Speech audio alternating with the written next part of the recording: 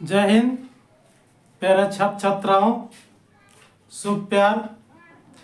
मैं आप लोग के बीच प्रोफेसर राजकुमार प्रसाद एक नए टॉपिक के लेकर हाजिर है। वह टॉपिक है लाइफ ऑन द अर्थ, अर्थात पृथ्वी पर जीवन। इस टॉपिक को भूगोल के अंतर्गत हम लोग अध्ययन करते हैं। भूगोल के अंतर्गत लिथोस्फीयर अर्थात स्थल मंडल, एटमॉस्फेयर अर्थात वायुमंडल, हाइड्रोस्फीयर अर्थात जलमंडल को अध्ययन करते हुए हम लोग बायोस्फीयर अर्थात जैव मंडल का अध्ययन करते हैं और इस पृथ्वी पर जीवन की उत्पत्ति और विकास कैसे हुआ और जैव मंडल कहा किसे जाता है, किसे कहते हैं।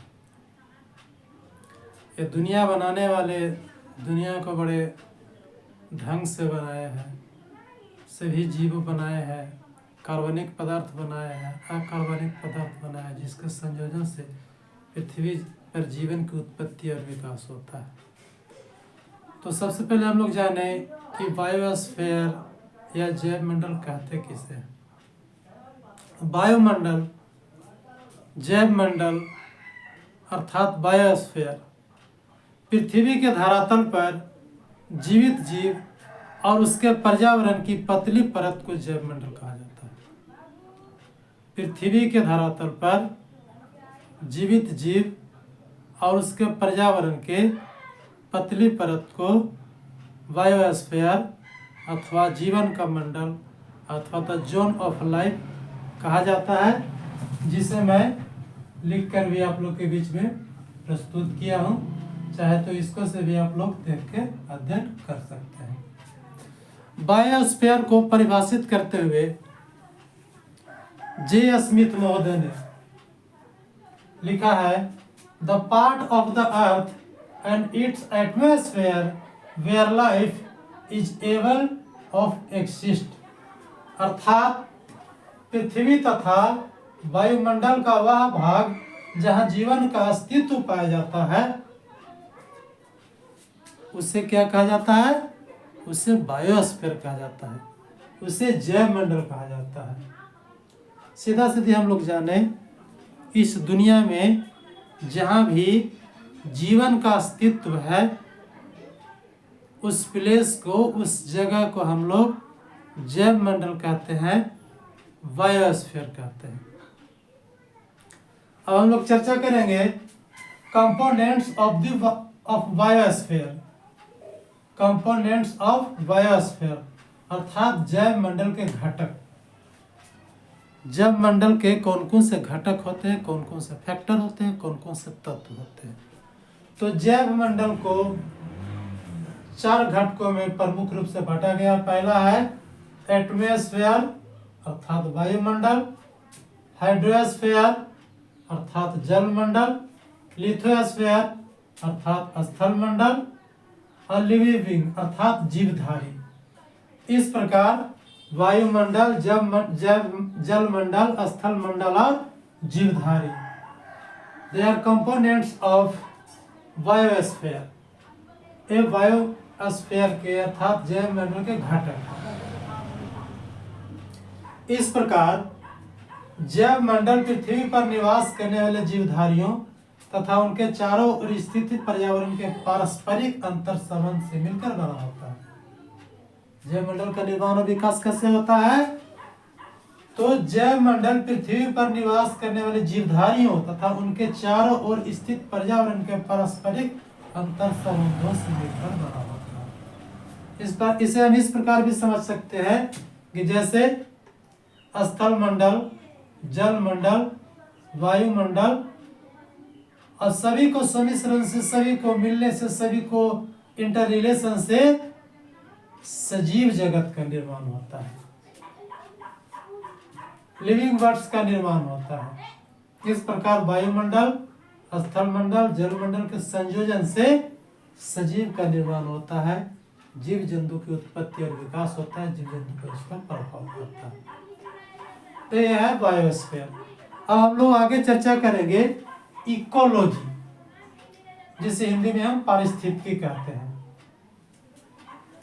इकोलॉजी जो शब्द है वह दो शब्दों से मिलकर बना है, ओइकस प्लस लॉजी। ओइकस प्लस लॉजी। ओइकस मीन्स होता है घर और लॉजी मीन्स विज्ञान। इसे इस प्रकार भी हम कह सकते हैं कि पारिस्थितिकी से तात्पर्य जीव का घर के रूप में अध्ययन है।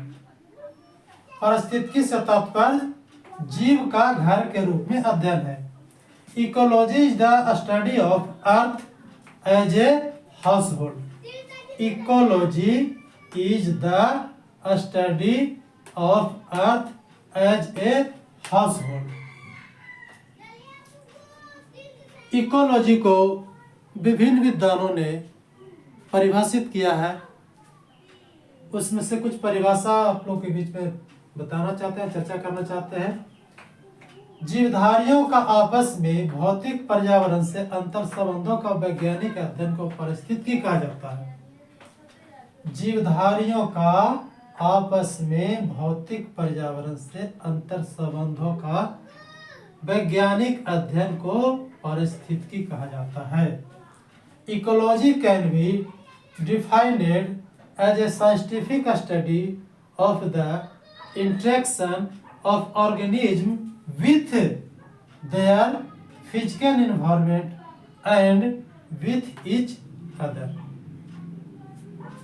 अब इसे हम आसान भाषा में समझने के लिए बोलते हैं कि इस दुनिया में सभी जीव जंतुओं का आपस में संबंध प्लस भौतिक कारक जैसे हवा, पानी, मिट्टी, धूप, वर्षा इत्यादि का जो प्रभाव पड़ता है उस प्रभाव के अध्ययन को इकोलॉजी कहा जाता है। इसे एक वैद्य ने पहले भारत में प्रस्तुत किया था। उन्होंने एक मरीज का इलाज कर रहे थे। बहुत दवा करने के बावजूद भी उनका मर्ज बीमारी ठीक नहीं हो सका। इसी क्रम में वह बाहर दूसरे क्षेत्र में चले गए और कुछ दिनों के बाद वह पुनः स्वेच्छा से स्वस्थ हो गए, बिना कोई दवा के स्वस्थ हो गए। आकर के पुनः वैद्य जी से, डॉक्टर साहब से मिले तो डॉक्टर ने कारण पूछा कि किस तरह से, कहाँ से देखा है, किस तरह से ठीक हुआ। तो उन्हें बताया कि मैंने तो कोई इलाज नहीं करवाया है, कोई दवा नहीं किया है। तब वैद्य जी को चिंतन हुई, चिंतन मनन किया कि आखिर बिना दवा का कोई चीज ठीक कैसे हो सकता है। तब उन्होंने अध्ययन किया कि दुनिया में दवा के अलावे भी प्राकृतिक कारकों का प्रभाव पड़ता है, पारिस्थितिकी का प्रभाव पड़ता है, इकोलॉजी का प्रभाव पड़ता है, जिसके अंतर्गत तापमान, आर्द्रता, वर्षा, मिट्टी, धूप, वर्षा, इसके अलावे अन्य भी प्राकृतिक कारकों का प्रभाव पड़ता है, प्राकृतिक एक्टिविटीज का प्रभाव पड़ता है। तो इस तरह से दुनिया में इकोलॉजी का प्रभाव पड़ता है, पारिस्थितिकी का प्रभाव पड़ता है। डायरेक्ट रूप से हम लोग देखें तो कहीं के लोग बिल्कुल गोरा गोरा होता है और कहीं के लोग बिल्कुल काला काला होता है, तो प्रकृति के प्रभाव के कारण होता है। तो इस तरह से प्रकृति के आपस में अंतर संबंध और उसका प्रभाव के अध्ययन को इकोलॉजी कहा जाता है। ठीक है, जय हिंद। फिर हम लोग अगले वीडियो में मिलेंगे।